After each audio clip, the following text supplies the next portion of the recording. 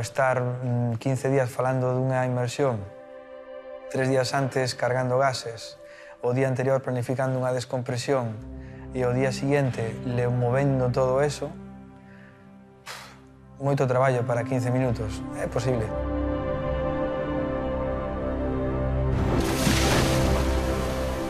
Eu non os cambio por nada, seguiría facendo. Ten que gustarte moito, sí.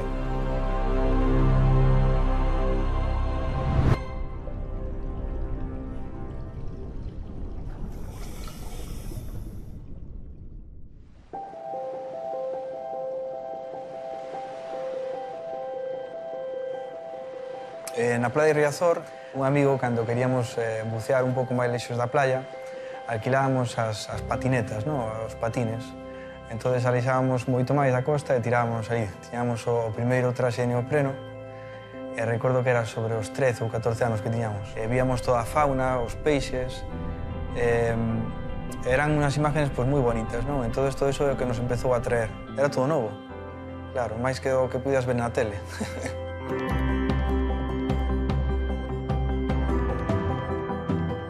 Enganchoume de tal punto que fixen do buceo unha profesión. Traballei en salvamento marítimo aquí na base da Coruña e despois empecé a traballar aquí no Aquarium Finisterrae.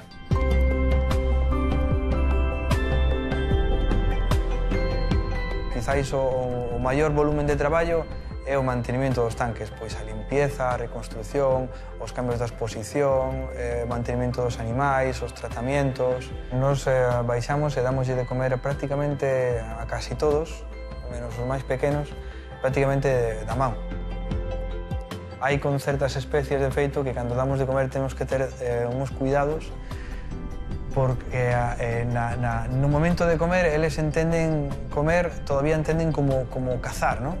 E a hora de cazar, pois lánzanse contra nós, chocando contra nós, con a cara, as gafas, quitándonos o regulador, e demais, porque todavía relacionan o comer con cazar, non? Non dejan de ser lances así un pouco cómicos, pero sí que no momento te acordas de... Al principio, cando vas buceando, pois miras para todo, non sabes nin o que ves.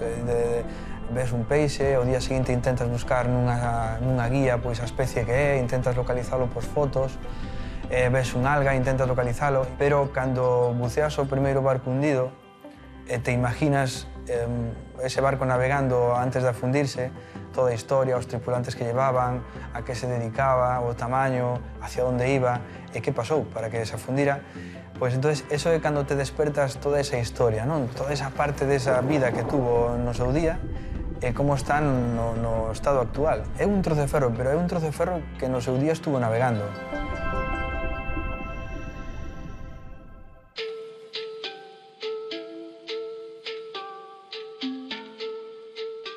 El Blas de Lezo lleva el nombre de un almirante muy famoso en la Armada, de 1638. Muchos buques de la Armada llevaron su nombre.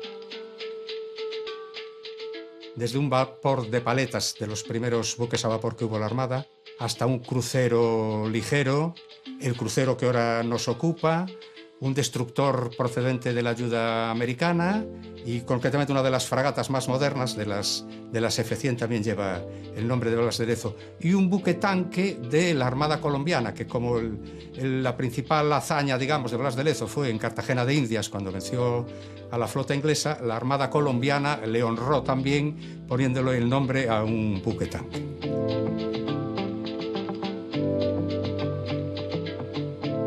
Cada tiempo tiene unas características, dijéramos, especiales.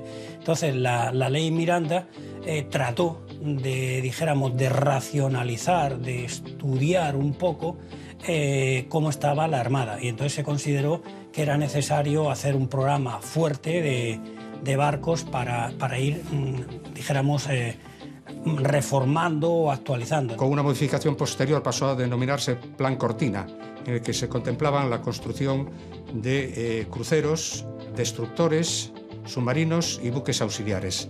A última hora, cruceros se construyeron 2 de este Plan Cortina, que fueron el Blas de Lezo y el Méndez Núñez. La ley Miranda supuso un gran impulso para la Armada Lo que pasa es que hay veces que la situación económica no te permite llevarlo a su fin, no te permite completarla en las características que considerabas oportunas. Un pouco era un defecto que tiña a Armada, que todos estes barcos tardaban moito a súa construción, o cual cando salían xa non eran digamos, o máis avanzado do mundo das armadas, non? Ou das armadas do mundo. Al principio, el Blas de Lezo en grada llevaba el nombre de Méndez Núñez y el Méndez Núñez llevaba el Blas de Lezo, pero para poder participar en unas ceremonias que se organizaron con un aniversario de Méndez Núñez se les cambió el nombre y pasaron a tener nombres cruzados. Esto en algunas armadas se considera gafe, se considera de mal agüero el cambiarle de nombre a un buque mientras que está en construcción o ya cuando ya está entregado. Blas de Lezo trátase dun cruceiro construído no ano 1922 en Ferrol, un armamento moderno cos últimos adelantos das nacións máis adiantadas como eran Inglaterra, por exemplo. La compartimentación ya era mucho más eficaz y las máquinas pasaron a ser turbinas de vapor en vez de máquinas alternativas, que también son más voluminosas, con la consiguiente ventaja de que la maniobra de la propulsión es más rápida en este tipo de embarcaciones. Este es lo que se denomina crucero ligero. Este tipo de barco, dentro de la evolución que se llevan los barcos, ya no vieron tan necesario, dijéramos, en la coraza como la velocidad. Una velocidad para estos barcos era superar los 30 nudos. Los 30 nudos hoy día prácticamente los barcos no lo dan porque no interesa, dijéramos, llevar tanta velocidad. Tú ahora mismo, con las armas que llevas, tú puedes llegar de un punto a otro sin necesidad de ir. Es decir, el arma ya te lo hace.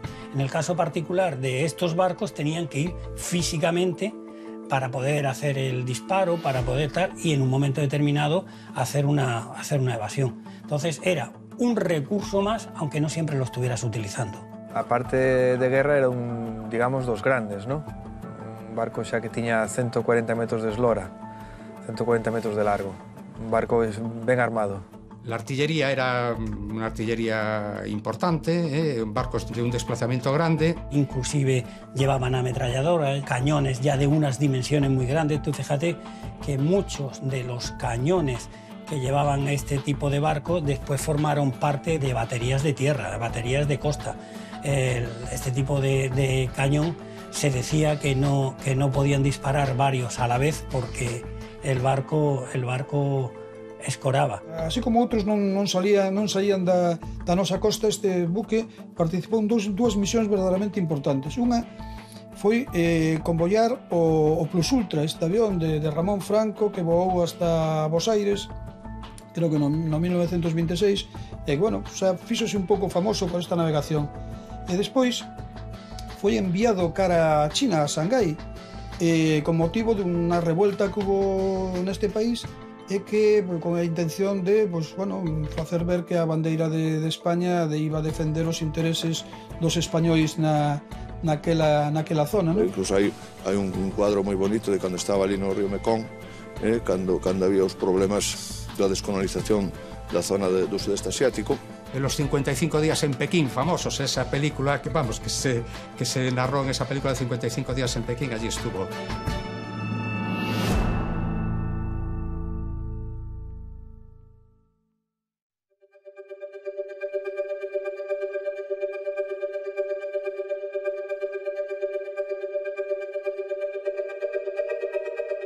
O Blas de Lezo afundiuse aquí nas aguas de Fisterra.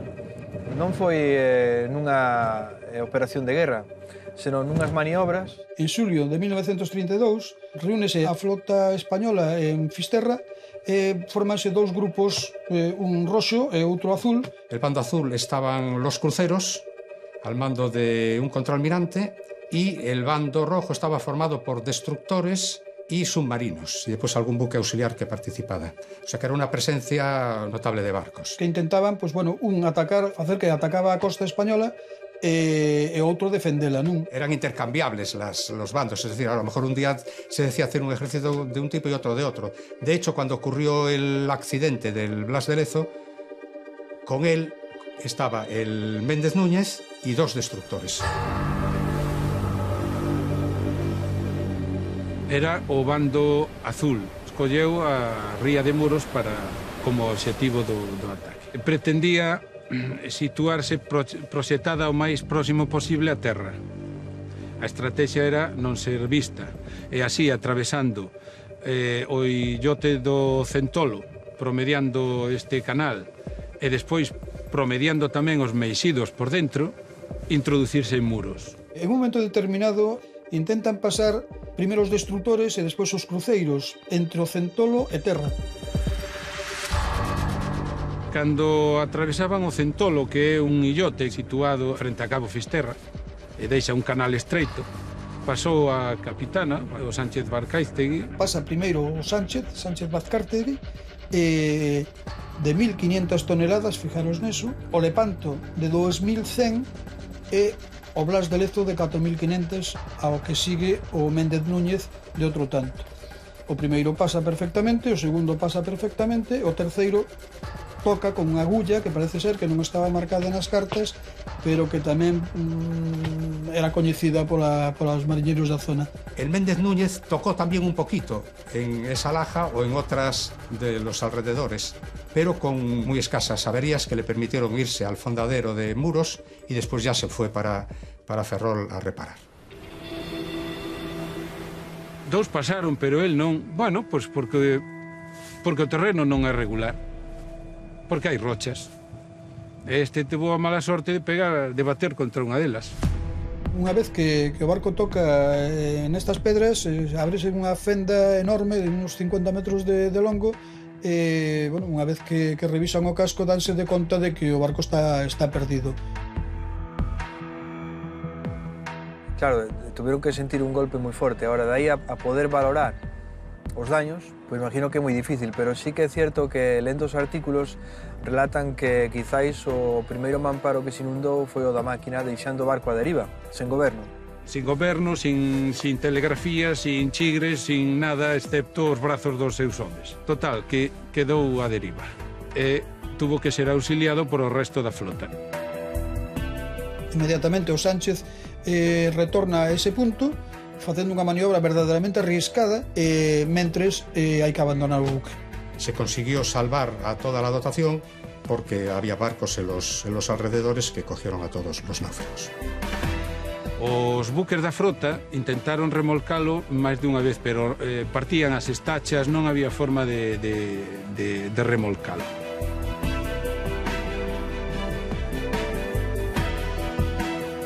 O barco empezou a escorar e ainda encima, quedando a deriva, empezaba a ser pois difícil a idea de rescatalo.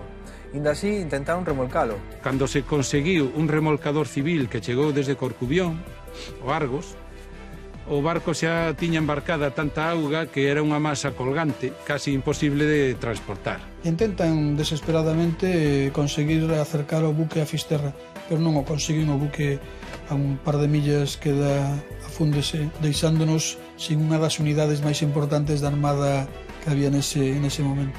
Primeiro é impactante, non? Ver un barco fundirse tan cerca da costa. Logo que era un barco de guerra, é un barco pois emblemático, non? Na súa época, un barco de guerra de 140 metros armado, pois, claro, perder ese barco así na túa costa, unha maniobra, pois sí, é impactante.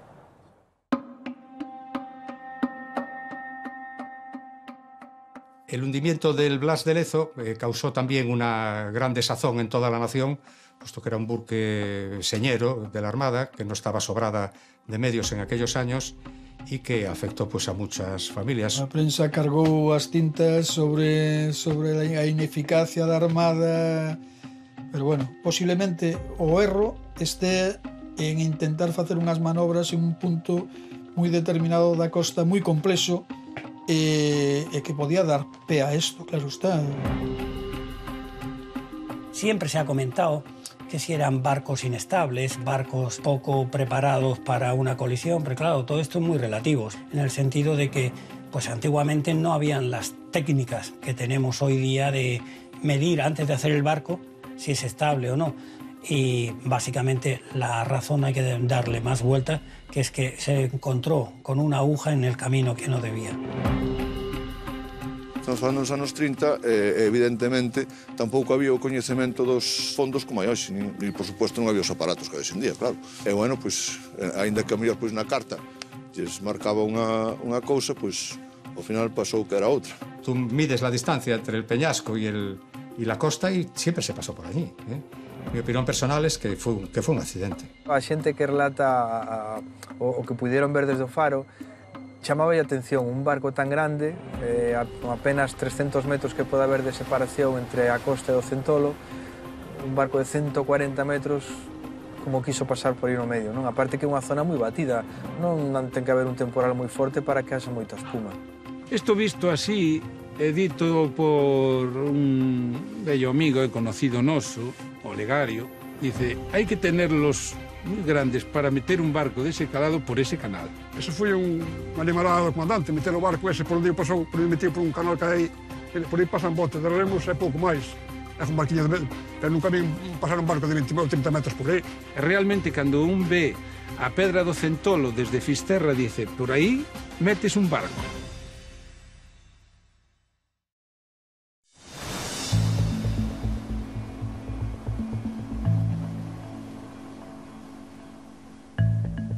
A posición non era absolutamente desconocida. De feito, fixemos 3 intentos infructuosos que non había nada. Empezamos a pensar que iba a ser difícil atopalo. Estuvemos 2 días que estuvemos mergullando ali a 70, 80 metros sin topalo. Entón xa no terceiro día fomos ao Olegario e collémolo por unha orella, por decirlo de alguna maneira.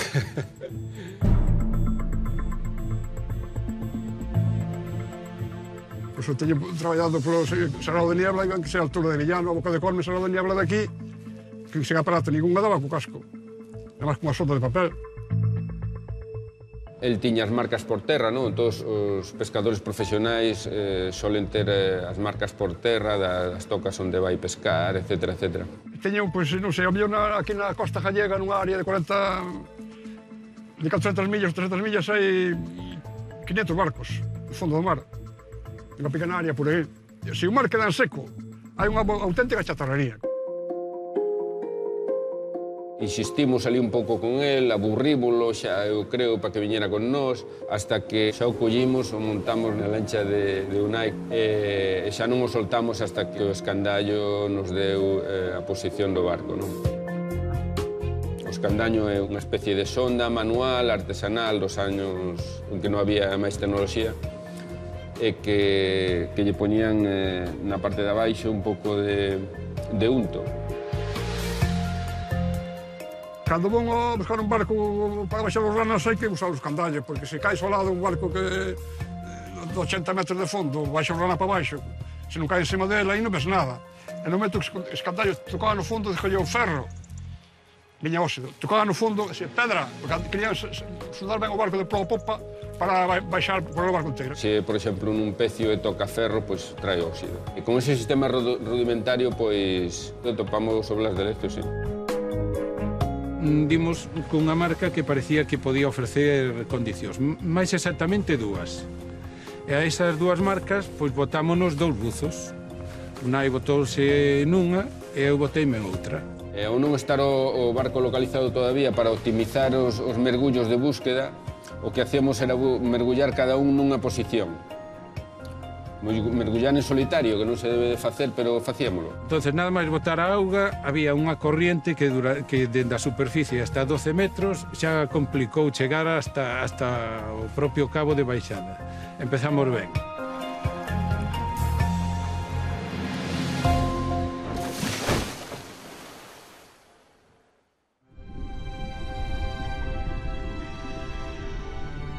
Nadando con pequeno esforzo, comecei a baixar.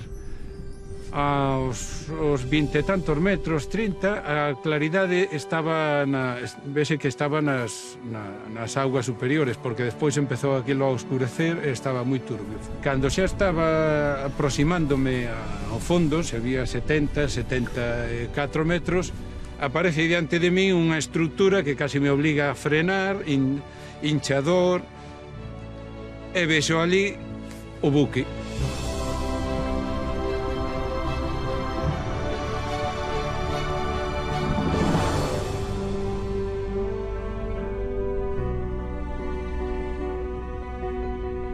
é moi grande un barco dese tipo, pero a 70-80 metros de profundidade non é difícil caer fora del. Botar un rizón ou unha boia con unha posición é fácil caer fora. Cando apareceron as sombras das estruturas, das primeiras estruturas do lezo, recordo que, cumplindo co que estaba establecido, enviei polo cabo un globo arriba, ca pizarra e tal, e escribín bingo. Collimos o globo e dicimos bingo, bueno. Unha alegría, non? Unha alegría porque despois de todo un esforzo, un gasto de energía tremendo, pois conseguir o obxectivo da alegría.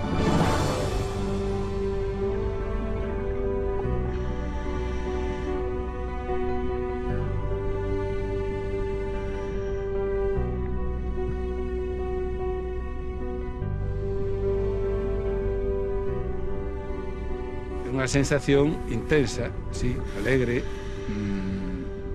que ademais o que dá como resultado que anima a seguir.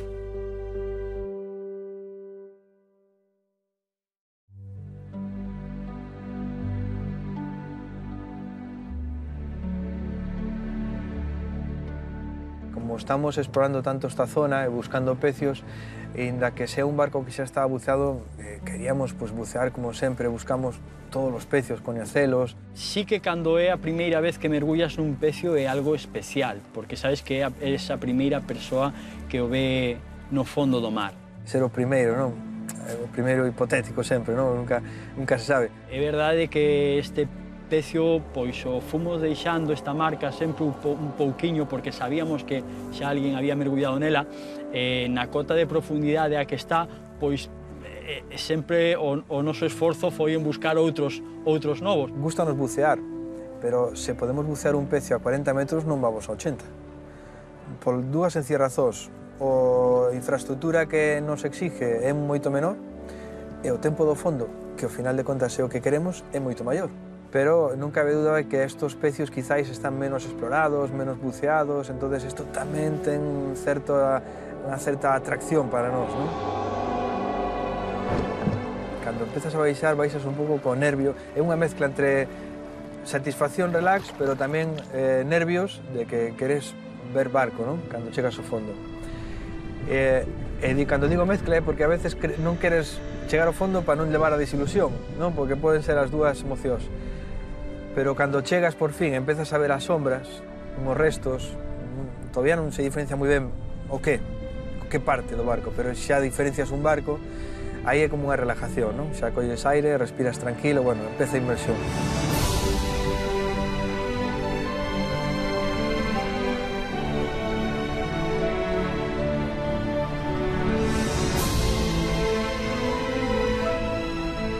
O primeiro que recordo deste barco, recordo de ver unhas maderas, das que me imaginei que serían da propia cubierta, levaba a cubierta todo o plan, era de madera.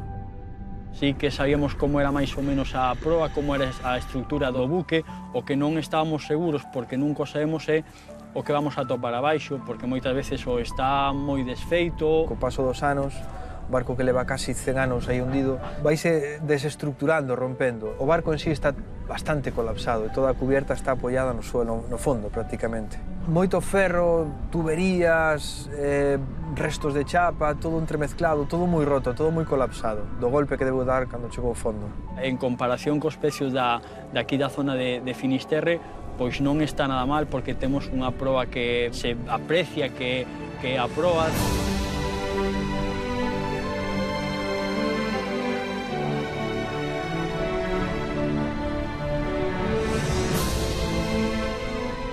Está un pouco escorada, pero se conserva moi ben. Ten unha das áncoras todavía ali.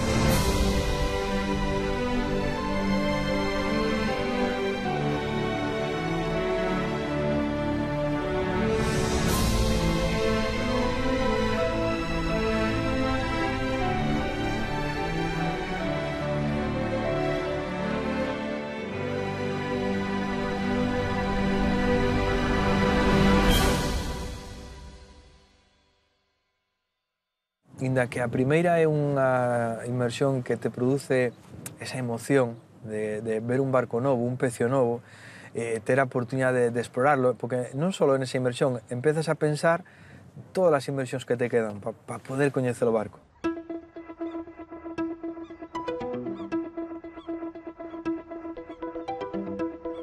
Nos gusta quedar temprano, gustanos madrugar. Analizamos todos os gases, cada botella vai pegada cunhas etiquetas, tanto da profundidade como do gas que leva, os nomes dos buzadores que van a portear as botellas, metemos todos os gases, todas as botellas e o equipo da forma máis ordenada posible no barco.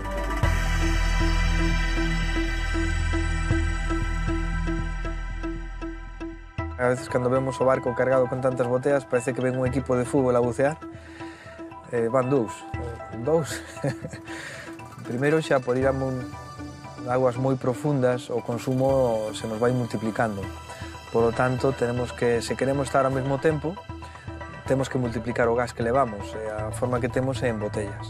Esta botella, ainda que vexamos igual, levaríamos o gas de fondo tamén. Vai ser a primeira que vamos a consumir. Esta e máis as que levamos a espalda levan o mismo gas. E logo levamos a maiores outras dúas botellas que son dúas mezclas diferentes, tanto esta como esta, e son acelerantes da descompresión.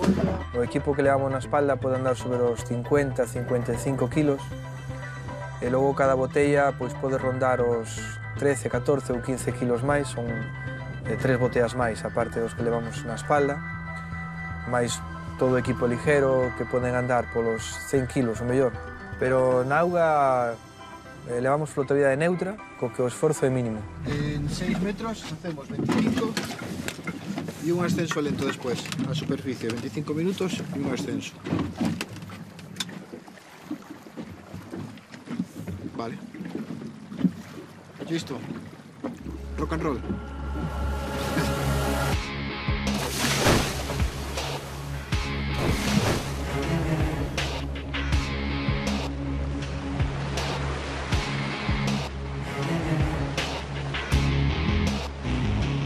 Hacemos un último ok e empeza o descenso.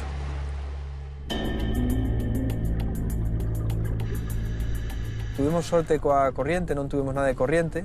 Os primeiros 15 metros, ou mellor 20, era con partícula en suspensión, agua un pouco turbia, marrón. Pero en cambio, pasar esa cota hasta o fondo, agua cristalina. Fría, pero cristalina.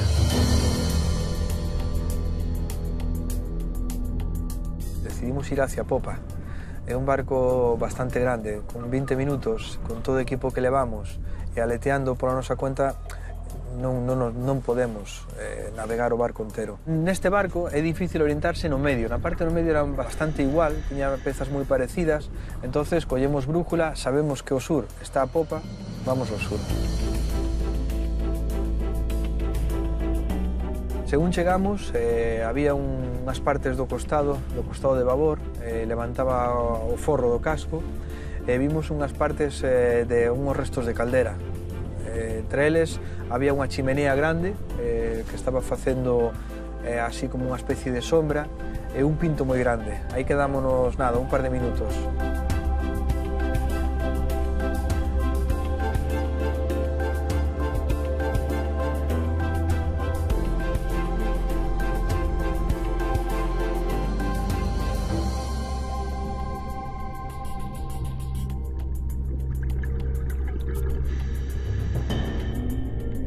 Miramos a parte do barco que máis nos gusta ir, o costado de estribor, e vamos navegando polo costado de estribor, pasamos unha zona das maderas, da cubierta, e seguimos como levanta o casco, e vamos navegando polo medio do barco, pero máis tirando hacia un costado, non? Polo forro. E sí que se pode pois, percibir todo o que é a estructura. As superestructuras pois, desapareceron todas, están todas pois si destrozadas, pero que a estructura do buque todavía continúa. Seguimos navegando ao sur e vemos un dos primeiros 3 cañones que hai na popa. Este cañón está entero, está apoiado prácticamente casi todo no fondo, así dun lado. Se diferencia moi ben todo o que é a parte do cañón e onde termina que é a parte que protegía, non, a gente que operaba nese cañón. Aí non hai que imaginar nada, aí está lo vendo.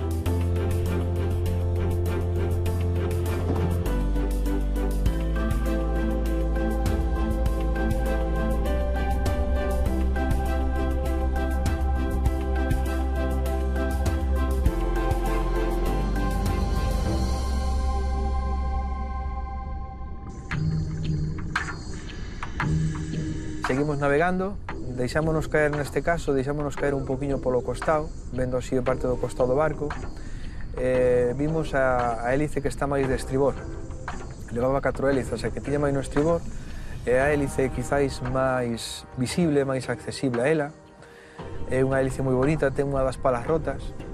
Navegamos por ela vendo toda esa parte, está entera, e máis desde esa hélice podes ver a seguinte que estaría hacia o medio do barco. O barco que non son unhas hélices moi grandes, pero sí ten 4 e están ben conservadas. E que está posta no propio eje, non? Vese como sale o eje do casco, a bocina e a parte do hélice.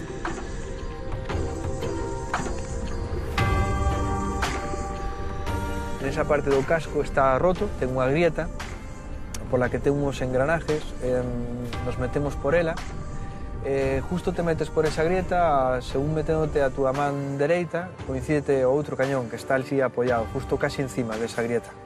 Está outro cañón igual, outro de 150 milímetros tamén está entero. Este quizáis gustanos máis porque levanta un pouco máis o cañón, está un pouco máis hacia arriba por circunstancias de como bateu. Tamén podes diferenciar moi ben como estaba toda a defensa dese propio cañón, non? Desde onde se operaba.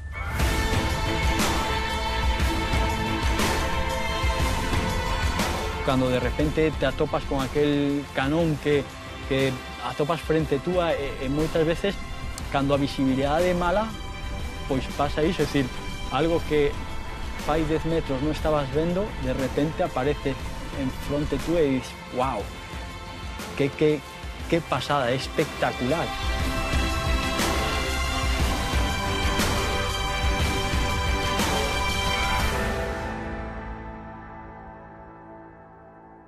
O barco é moi grande, podíamos seguir buceando, pero como máis se disfruta un pecio, é despacio. Parándote en cada detalle, fijándote nas cousas, correndo faz metros, pero que non ves nada. E eses 20 minutos, pois, enseguida agótanse e non hai posibilidade, además, de reconvertilos ni de multiplicalos, non? Se acabou. Entonces, pois empeza a parte do ascenso, empeza a outra parte de inmersión que tamén se disfruta. Nesta inmersión en concreto, habíamos acordado de non volver ao cabo de ascenso para non perder eses minutos. Entonces decidímonos facer o ascenso desde aí, en augas libres, a superficie. Foron 95 minutos aproximadamente de ascenso en total. E hai xente que non o entende, pero incluso 5 minutos compensan as 2 horas, porque esas 2 horas son revivir eses 5 minutos moitas veces. É curioso, pero cantas máis inmersións faz no pecio, máis dudas te salen de como sería aquella parte que deixaste de ver. Entonces, cantas máis inmersións que faz, sempre agora xa me apetece a outra mañán, porque hai unha parte daquela hélice que non nos dei tempo ir a ver. Entonces, eses 20 minutos nunca se acaban.